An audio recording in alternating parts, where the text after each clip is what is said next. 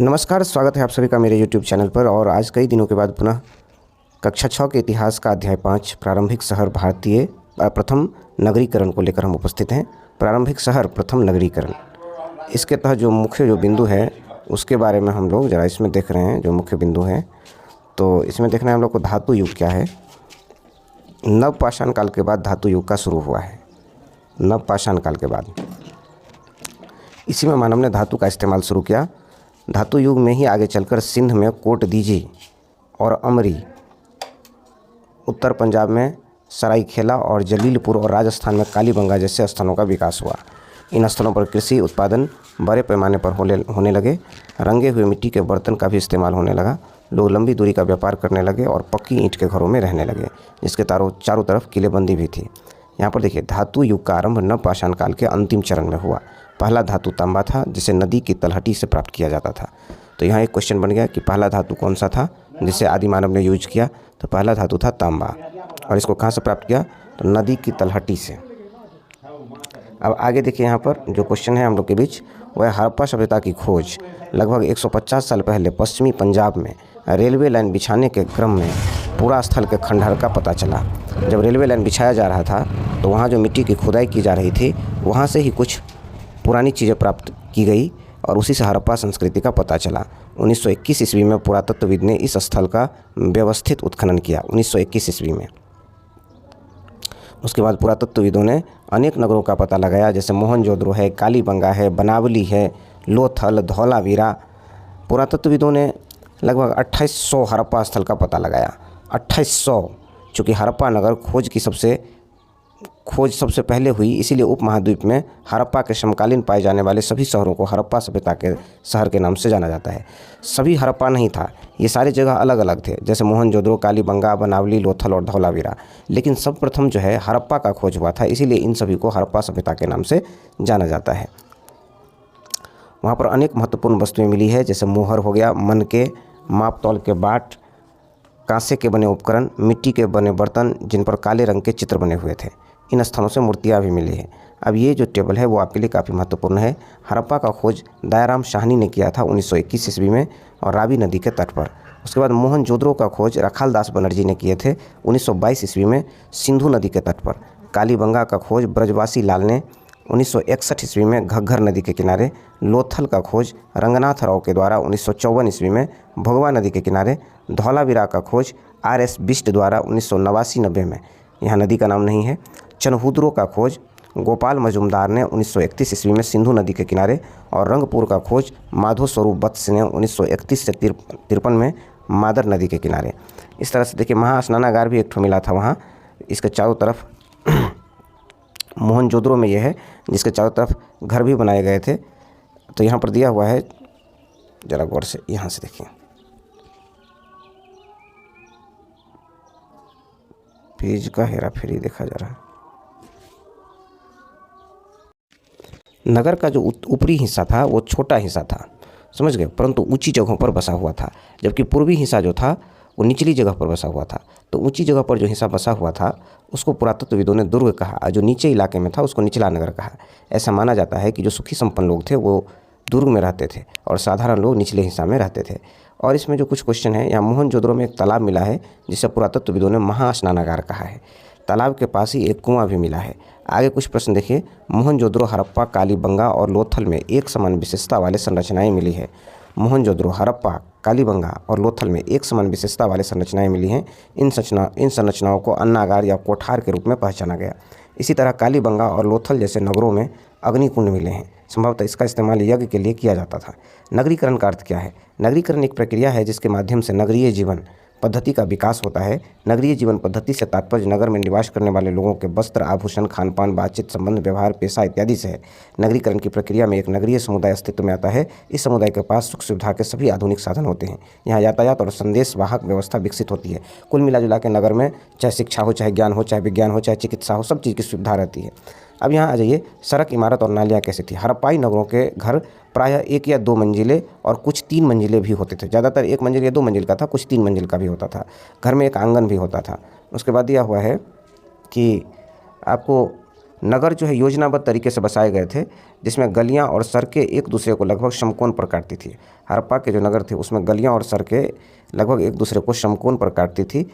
इस तकनीक की वजह से शहर कई आयताकार खंडों में विभाजित हो जाता था और नदियाँ और नाले होने के कारण ये साफ़ सुथरा भी रहता था और सड़क जो समकोण पर काटती थी, इससे हवाएं उसको आसानी से साफ़ भी कर देती थी। आते हैं आगे, नगरीय जीवन कैसा था। इन नगरों में लिपिक भी होते थे जो भोजपत्र और कपड़े पर लेखन का कार्य करते थे, जो अब नष्ट हो चुके हैं। उनके द्वारा मुहर, हाथीदांत आदि पर लिखे अभिलेख प्राप्त होते हैं। हड़प्पाई नगरों के निवासी सूती वस्त्रों तथा गर्म कपड़ों का उपयोग करते थे। स्त्री पुरुष हार, बाजूबंद, अंगूठी, चूड़ी, कमरबंद, कान की बाली तथा पायल जैसे गहने पहनते थे। इसके निर्माण में कौन कौन सा धातु यूज होता था? सोना, चांदी, हाथीदांत तथा तांबों का प्रयोग होता था। गहनों के निर्माण में गोमेद, स्फटिक जैसे बहुमूल्य पत्थरों का भी इस्तेमाल किया जाता था। लोग चाक पर निर्मित आग में पके हुए मिट्टी के सादा तथा चित्रकारी वाले बर्तन का इस्तेमाल करते थे। तांबा, कांस्य, चांदी तथा चीनी मिट्टी के बर्तनों का भी उनके द्वारा उपयोग किया जाता था। सख्त पत्थरों से नाप तौल के लिए बाट होता है ना, जो नापने के लिए यूज करते हैं, बैठखारा तथा गहने के तौर पर यहाँ के लोग जो है ना वो पासे भी खेलते थे। अब है हड़प्पा सभ्यता के विशिष्ट लक्षण। यहाँ पर मोहर का लगभग प्रयोग संभवतः धनी लोग अपने संपत्ति को चिन्हित करने और पहचानने के लिए करते थे। यहाँ जो मोहर मारा जाता था वो धनी लोग अपने संपत्ति को चिन्हित करने के लिए और पहचानने के लिए मोहर मारते थे।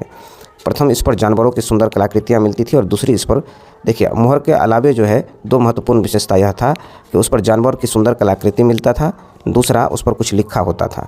इसके बावजूद देखिए यह हड़प्पाई मोहर के कुछ निशान हैं। आगे देखिए आप, हड़प्पाई लोग गेहूँ, जौ, मटर, धान, तिल और सरसों से परिचित थे। खेती जमीन को खोदकर तथा हल से भी की जाती थी। सिंचाई कुओं एवं नदियों पर बांध बनाकर की जाती थी। खेती के अलावा हड़प्पाई लोग पशुपालन भी करते थे। गाय, भैंस, भेड़ और बकरियां मुख्य पालतू पशु थे। इसके अलावा देख लीजिए आप, राजस्थान के खेतरी से तांबा, कर्नाटक के कोलार से सोना, अफ़गानिस्तान एवं ईरान से चांदी, अफ़गानिस्तान बदख्शां से बैदुरी मणि, पूर्व एशिया से फिरोजा, गुजरात से समुद्री उत्पाद, जम्मू से लकड़ी आदि प्राप्त करते थे। मेसोपोटामिया अभिलेखों में मेलुहा की चर्चा मिलती है। मेलुहा सिंधु क्षेत्र का प्राचीन नाम है। ये इंपॉर्टेंट क्वेश्चन बन जाएगा।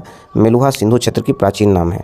उसके बाद है हड़प्पा सभ्यता का व्यापारिक संबंध मेसोपोटामियाई सभ्यता से था। अब है नगरवासियों का धार्मिक जीवन कैसा था। कहता है हड़प्पाई लोग धरती को उर्वरता की देवी समझते थे और उनमें मातृ देवी की पूजा का खूब प्रचलन था। हड़प्पा में पकी हुई मिट्टी की स्त्री मूर्तियां भारी संख्या में मिली है। एक मुहर पर पुरुष देवता का भी चित्र है। चित्रित देवता का संबंध पशुपति महादेव से स्थापित किया गया।